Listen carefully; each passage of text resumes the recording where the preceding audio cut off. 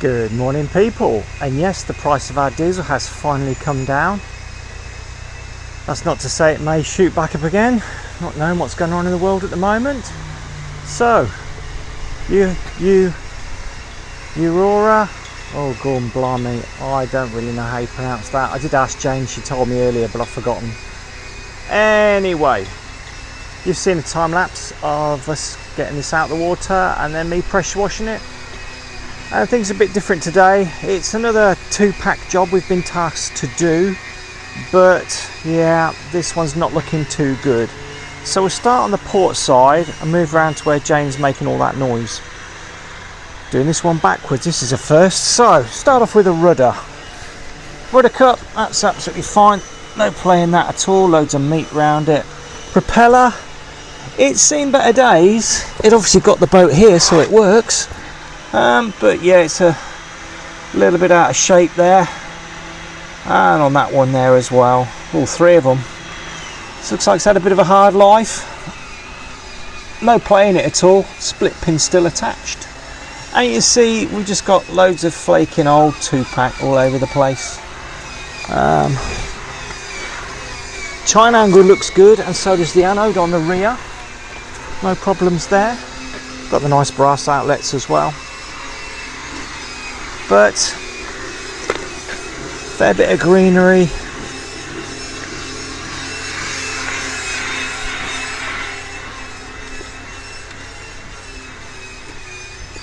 This side is probably the better side actually.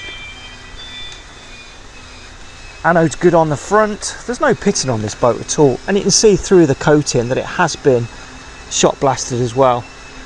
But this coating's failing in places. You can see here, this was all like bubbles in it, which I've blown off with a pressure washer. So it obviously had moisture behind it, and that's what we're finding, it's got moisture behind it. Like I say, chine angle, lovely down here. This boat does sit pretty deep in the water, as you can see. Got a bow thruster on there. We'll get those covers off and have a look in there. Looks like the tube's made out of 5mm, maybe 6. Moving around onto the starboard side for a change. Right, so we've prepped this side already. We're part way through doing it. This side is a lot worse. This coating just failed, and what they've done, they've put filler in these rubbing strokes at the top here. It's obviously been welded in sections, tack welded on in a sense, and then they've put filler in it. So we are finding that as well, and that'll hold the water behind the filler. So yeah, not good. Anode's good on this side, and the chine angle's looking lovely. As you can see, we've got filler all over the place, and this coating is just, you could get it back. We need to do this process, and then it'll all need sanding, but the cost to the owner is going to be extreme, because it's just been left a little bit too long, and we've also found that it has been, the last 2-pack that was applied to it is just lifting off. It's flaking in a lot of places. I don't think it was keyed very well. So on this side you can see how much of it we've took off, nearly all of it. There's just bits of it that are hanging in there.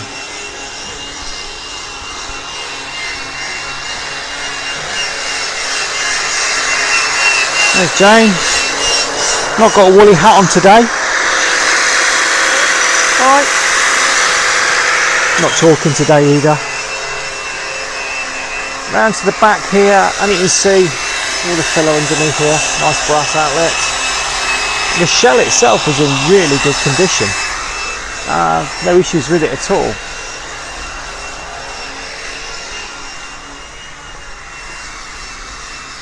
That's better, a bit quieter here. So as I was just saying, the shell is in really good condition. There's no problems with that at all. It's just a shame that somebody's decided to put filler in there, really. That's not the best thing you could do. And yeah, so what we're going to do is go back to bitumen on this one. At the owner's request, really, and also just being faced with a massive repair bill to sand all this lot down. He's going to switch back to normal blacking. So let's get on with the other side.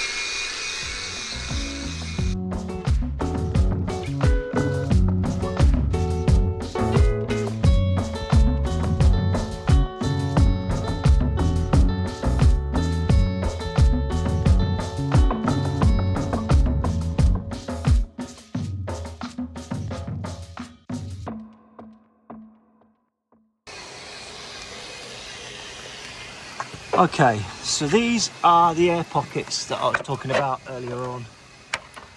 When this boat was originally done with 2-pack, this side is worse than the other. We've got all these little pimples here, and they have their little air pockets in the original 2-pack that was put on.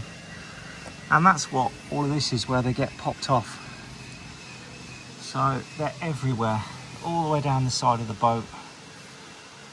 I wouldn't call it osmosis. I don't think that's the right word for it. I do apologise for the wind. There's loads of areas of this. Luckily for us, when we put bitch over the top of it, it's very forgiving.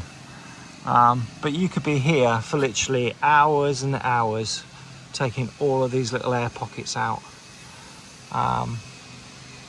Just one of those things with 2-pack epoxy. Everyone thinks it's the wonder paint, but trust me, it really isn't. Not unless it's done really, really well.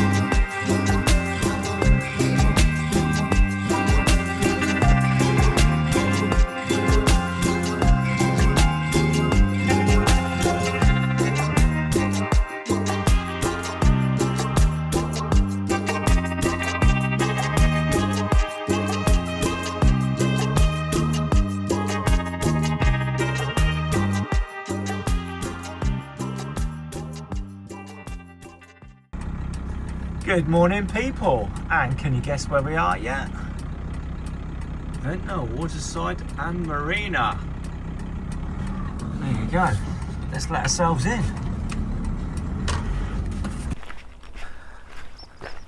So we're here today to do an engine service on Mandarin. Now I don't usually come out to marinas and do servicing work, but Mandarin has been a long time customer of mine for many years, so I feel obliged to carry on trying to help them out as much as I can, even though sadly Mandarin is just 1 foot too long for us to lift out of the water. Bit of a shame. There you go. Right, first jobs first, let's get the fuel filters changed.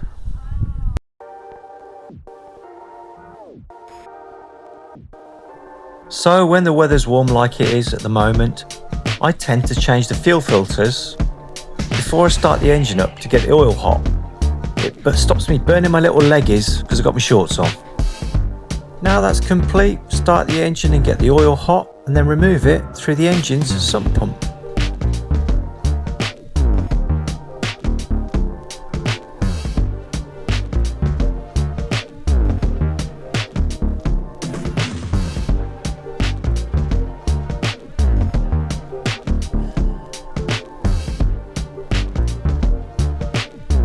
On the home straight now, new oil filter and some fresh oil in there and we're pretty much done. Okay, that's that all sorted.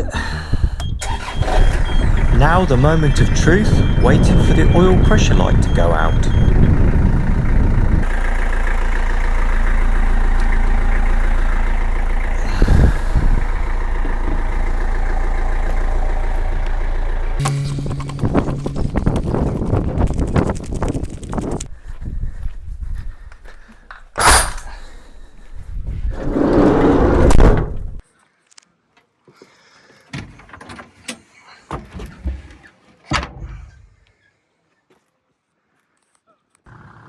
Well, it looks like our friend is now underneath the vehicle doing some repairs. He was in the engine bay last time. I do like this. It's good to see a sense of humour, that's for sure. And these guys here have definitely got some of that going. Brilliant. Right, off home, time for lunch.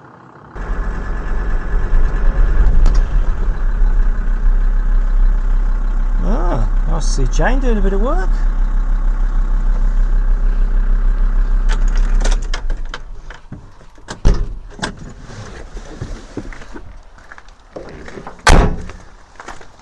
Hello, my lovely. Hello. I'm back Right. from my adventures at Ventnor Farm. Right. So, getting on with that all right then? Yeah, we've been gone ages. It was a big service. Really? Yeah. Right, I suppose it'll put me gloves on and give you a hand then. I suppose you better. Do you want tea tonight? Definitely. And pudding.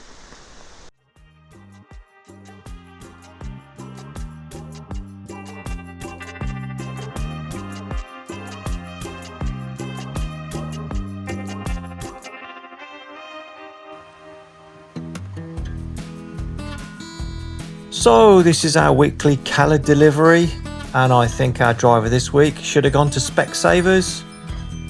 Pulls in the yard when they usually reverse and clouts the side of our diesel tank. Well, accidents happen, I suppose. No real damage done there though, eh mate?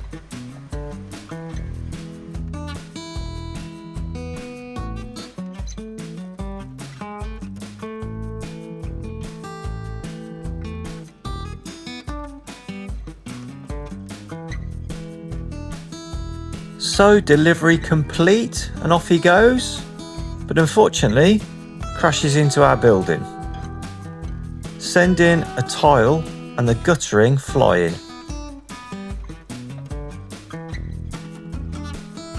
Whoops.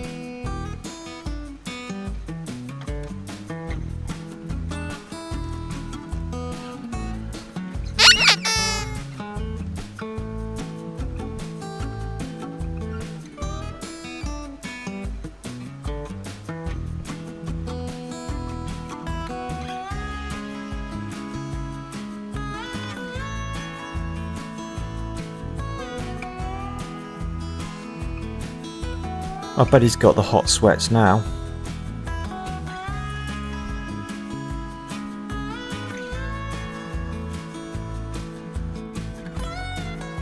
Yep, bet's reverse back there, mate. Not do it again. Can't take the building with you.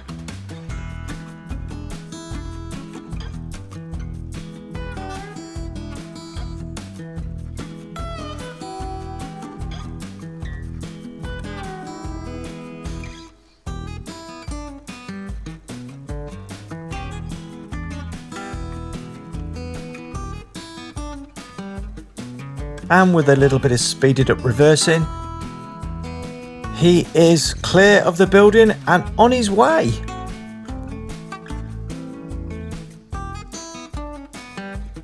Unfortunately, he didn't bother to tell us what he'd done. It was only the day later that we found the damage. You're all clear now, mate. Off you goes. But remember, pop into Specsavers sometime soon, eh?